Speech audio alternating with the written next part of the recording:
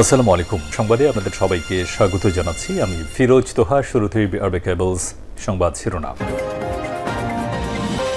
জানিয়ে দেব এই মুহূর্তে হাতে পাওয়া সর্বশেষ গুরুত্বপূর্ণ আপডেট বাংলা সংবাদ। শুরুতেই থাকছে বেগম খালেদা জিয়ার গাড়িবহরে হামলা, ৯ বছর পর ছাত্রলীগ নেতা গ্রেপ্তার। রাজধানীর কাউরান বাজারে নির্বাচনী প্রচারণায় অংশগ্রহণকালে সাবেক প্রধানমন্ত্রী বেগম খালেদা জিয়ার নির্বাচনী গাড়িবহরে হামলার ঘটনায় নিষিদ্ধ ঘোষিত ছাত্র সংগঠন ছাত্রলীগের এক নেতাকে গ্রেপ্তার করেছে পুলিশ। এবারে জানাবো শেখ হাসিনাকে ফেরত দেওয়ার বিষয়ে যে তথ্য দিল ভারত। সাবেক প্রধানমন্ত্রী শেখ হাসিনাকে ফেরত চেয়ে বাংলাদেশ পররাষ্ট্র মন্ত্রণালয় ভারত সরকারকে কূটনৈতিক নোট পাঠিয়েছে। এই কূটনৈতিক নোট পাওয়ার তথ্য আবারও নিশ্চিত করেছে দিল্লি। শুক্রবার সাপ্তাহিক ব্রিফিংয়ে এ তথ্য নিশ্চিত করেন ভারতের পররাষ্ট্র মন্ত্রণালয়ের মুখপাত্র রণধীর জয়সওয়াল। জানাবো মাইক্রোস্কোপ দিয়েও আওয়ামী লীগকে খুঁজে পাওয়া যায় না। বিএনপির যুগ্ম মহাসচিব সৈয়দ ইমরান সালেহ প্রিন্স বলেছেন, হাজার হাজার ছাত্র জনতাকে নির্মমভাবে হত্যা করে কবরে পাঠিয়ে আওয়ামী লীগ নিজেরাই কবরে ঢুকে গেছে। মাইক্রোস্কোপ দিয়েও তাদের আর খুঁজে পাওয়া যাচ্ছে না। তাদের অপরাজনীতির কবরচিত হয়েছে। এদিকে অন্তর্বর্তী সরকার জন আকাঙ্ক্ষা পূরণে ব্যর্থতার পরিচয় দিচ্ছে। অন্তর্বর্তী সরকার জন আকাঙ্ক্ষা পূরণে ব্যর্থতার পরিচয় দিচ্ছে বলে অভিযোগ করেছে আমার বাংলাদেশ পার্টির সদস্য সচিব মজিবুর রহমান মঞ্জু। দলের যুগ্ম সদস্য সচিব ব্যারিস্টার আসাদুজ্জামান ফুয়াদ বলেছেন, সংস্কার ও নির্বাচন নিয়ে অযথা বিতর্ক তোলা হচ্ছে। সরকার আন্তরিক হলে মৌলিক সংস্কারগুলো করে ১ বছরের মধ্যে নির্বাচন দেওয়া সম্ভব। এবারে থাকছে বাংলাদেশে জামায়াতের ক্ষমতায় আসতে কয়েকশো বছর লাগবে। লিবারেল ডেমোক্রেটিক পার্টির মহাসচিব ডক্টর রেদওয়ান আহমেদ বলেছেন, এদেশের স্বাধীনতা বিরোধী দল হিসেবে চিহ্নিত বাংলাদেশ জামায়াতে ইসলামী আমাদের জীবদ্দশায় ক্ষমতায় আসতে দেখব না। জামাত এদেশে ক্ষমতায় আসতেও কয়েকশো বছর সময় লাগবে। এবং সর্বশেষ জানাবো চাঞ্চল্যকর আন্তর্জাতিক সংবাদ। ভারতের ভূখণ্ড নিয়ে নতুন শহর ঘোষণা চীনের, নয়াদিল্লির প্রতিবাদ। ভারত ও চীনের মধ্যে সীমান্ত নিয়ে দ্বন্দ্ব রয়েছে। বিশেষ করে ভারতের অরুণাচল প্রদেশ এবং কেন্দ্রশাসিত অঞ্চল লাদাখের একটি বড় অংশ নিজেদের বলে দাবি করে চীন। চীন একাধিকবার এসব অঞ্চলকে তাদের মানচিত্রেও যুক্ত করেছে। বিভিন্ন সময় অঞ্চলের বড় অংশ দখলও করেছে। এ অঞ্চলের দখল নিয়ে দুদেশের সেনাদের মধ্যে সংঘর্ষ হয়েছে বহুবার। এতক্ষণ শিরোনাম শুনছিলেন, এবার বিস্তারিত। প্রিয় দর্শক, আপনি যদি এই চ্যানেলে নতুন হয়ে থাকেন, ভিডিওটি দেখতে দেখতে চ্যানেলটি সাবস্ক্রাইব করে আমাদের সঙ্গে থাকুন। আর এই ভিডিও সম্পর্কে আপনি আপনার মূল্যবান মতামতটি কমেন্ট বক্সে জানিয়ে দিন। আর হ্যাঁ প্রিয় দর্শক, জানিয়ে দিন ভিডিওটি কোথা থেকে দেখছেন। খালেদা জিয়ার গাড়িবহরে হামলা, ৯ বছর পর ছাত্রলীগ নেতা গ্রেপ্তার। রাজধানীর কাউরান বাজারে নির্বাচনী প্রচারণায় অংশগ্রহণকালে সাবেক প্রধানমন্ত্রী বেগম খালেদা জিয়ার নির্বাচনী গাড়িবহরে হামলার ঘটনায় নিষিদ্ধ ঘোষিত ছাত্র সংগঠন ছাত্রলীগের এক নেতাকে গ্রেপ্তার করা হয়েছে। গ্রেপ্তার ওই ব্যক্তির নাম মোহাম্মদ আবুল হাসান। তিনি তেজগাঁও থানা ছাত্রলীগের সিনিয়র সহসভাপতি। শুক্রবার রাজধানীর মণিপুর এলাকা থেকে তাকে গ্রেপ্তার করা হয়। রাতে ডিএমপির মিডিয়া অ্যান্ড পাবলিক রিলেশনস বিভাগের উপপুলিশ কমিশনার মোহাম্মদ তালিবুর রহমান এ তথ্য নিশ্চিত করেছেন। তিনি জানান, ২০১৫ সালের ২০ এপ্রিল ঢাকা উত্তর সিটি কর্পোরেশনের মেয়র পদে কাউরান বাজারে নির্বাচনী প্রচারণা চলছিল। সেই নির্বাচনী প্রচারণায় বিএনপির মনোনীত প্রার্থী তাবিদ আউয়ালের পক্ষে অংশগ্রহণ করেন খালেদা জিয়া। সেই প্রচারণার গাড়িবহরে হামলার ঘটনায় গত ২২ আগস্ট তেজগাঁও থানায় দায়ের করা মামলায় এজাহারভুক্ত আসামি আবুল হাসান। গ্রেপ্তার আবুল হাসানের বিরুদ্ধে তেজগাঁও থানায় একটি নিয়মিত মামলা রুজু আছে। শেখ হাসিনাকে ফেরত দেওয়ার বিষয়ে ভারত যে তথ্য দিল। সাবেক প্রধানমন্ত্রী শেখ হাসিনাকে ফেরত চেয়ে বাংলাদেশের পররাষ্ট্র মন্ত্রণালয় ভারত সরকারকে কূটনৈতিক নোট পাঠিয়েছে।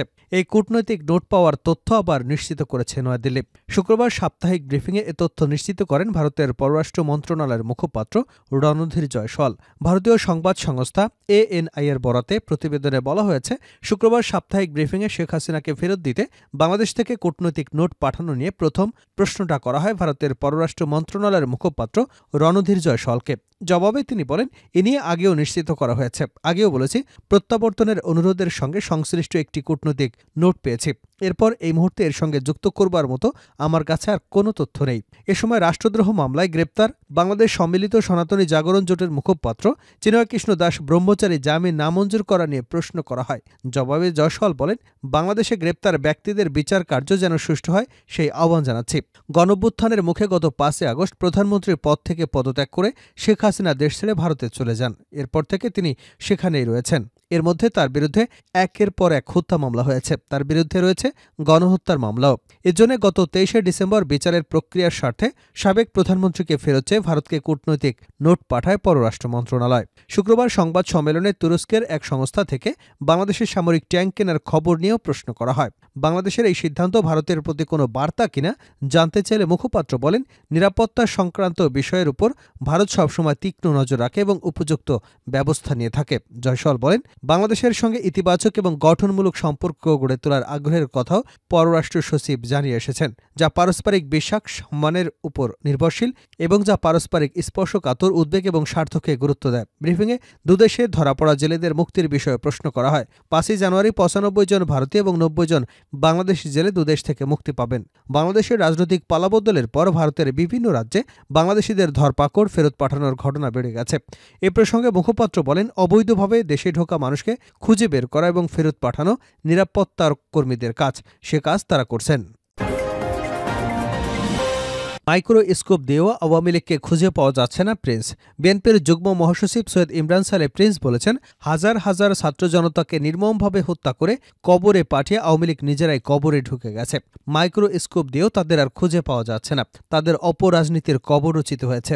শুক্রবার বিকেলে ময়মনসিংহের ধুবাউড়া উপজেলার ঘোষগাঁও ইউনিয়নে বিএনপি অঙ্গ সহযোগী সংগঠনের যৌথ কর্মী সভায় প্রধান অতিথির বক্তব্যে তিনি এসব কথা বলেন। তিনি আরও বলেন, তারা দেশে বিদেশে ঘাপটি মেরে লুকিয়ে থেকে বাংলাদেশে এবং বিএনপির বিরুদ্ধে ষড়যন্ত্র অপপ্রচার করছে। বিএনপির ভারপ্রাপ্ত চেয়ারম্যান তারেক রহমানের বিরুদ্ধে ষড়যন্ত্রমূলক মিথ্যা মামলা, হাসিনা সরকারের ফরমায়েশি সাজা বাতিল না হওয়া পর্যন্ত জনগণ ক্ষুব্ধ এবং মর্মাহত উল্লেখ করে সৈয়দ ইমরান সালে প্রিন্স আরও বলেন, অবিলম্বে তারেক রহমানের বিরুদ্ধে ওই সব মামলা সাজাসহ বিএনপি ও সহযোগী সংগঠনের বিরুদ্ধে শেখ হাসিনার সব মামলা প্রত্যাহারের দাবি জানাচ্ছে।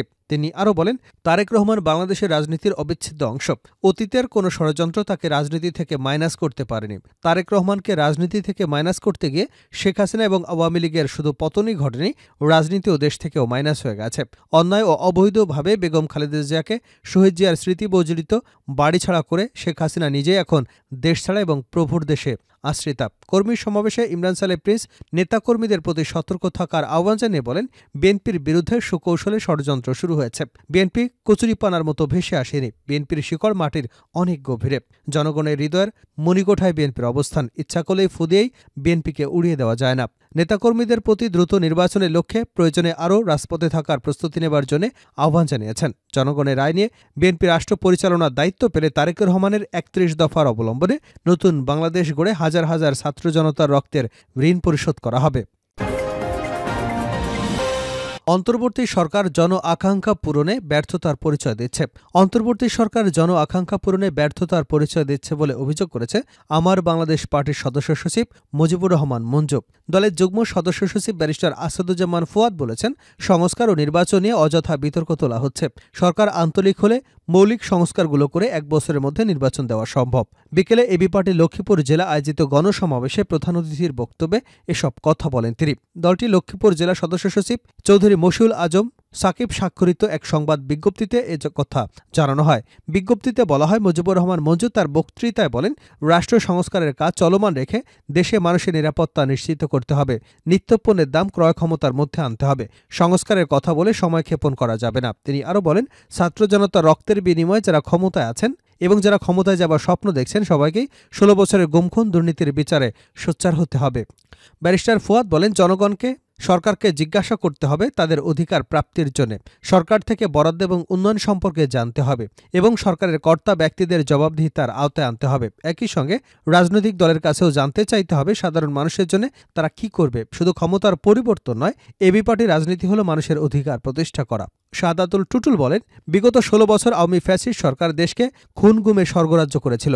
তার থেকে বাদ যায়নি লক্ষ্মীপুর জেলা। তাই প্রতিটি ঘটনার বিচার করতে হবে।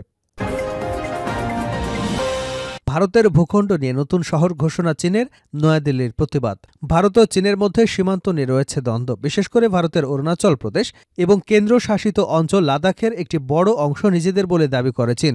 চীন একাধিকবার এসব অঞ্চলকে তাদের মানচিত্রেও যুক্ত করেছে। বিভিন্ন সময় অঞ্চলের বড় অংশ দখলও করেছে। এই অঞ্চলের দখল নিয়ে দুদেশের সেনাদের মধ্যে সংঘর্ষ হয়েছে বহুবার। এবার ভারত সীমান্তবর্তী চীনের উত্তর পশ্চিমের শিনজিয়াং প্রদেশের 2টি নতুন প্রশাসনিক অঞ্চল ঘোষণা করেছে দেশটির সরকার। তবে বেজিংয়ের ঘোষিত কাউন্টির কিছু অংশ ভারতের কেন্দ্রশাসিত অঞ্চল লাদাখের মধ্যে পড়েছে দাবি করে এর আপত্তি ও প্রতিবাদ জানিয়েছে নয়াদিল্লি। ভারতীয় সংবাদ মাধ্যম এনডিটিভি জানিয়েছে, গত 27শে ডিসেম্বর চীনের সরকারি বার্তা সংস্থা সিনহুয়া উত্তর পশ্চিম চীনের শিনজিংয়ের এই 2 কাউন্টি প্রতিষ্ঠার কথা জানায়। তাদের খবরে বলা হয়, শিনজিয়াংয়ের সরকার হোটান প্রিফেকচারের অধীনে হিয়ান কাউন্টি এবং হেকাং কাউন্টি নামে 2টি নতুন কাউন্টির প্রতিষ্ঠার ঘোষণা দিয়েছে। চীনের কমিউনিস্ট পার্টির কেন্দ্রীয় কমিটি এবং রাষ্ট্র পরিষদ এই 2টি নতুন কাউন্টি অনুমোদন করেছে, যা হোটান প্রিফেকচারের অধীনে পরিচালিত হবে।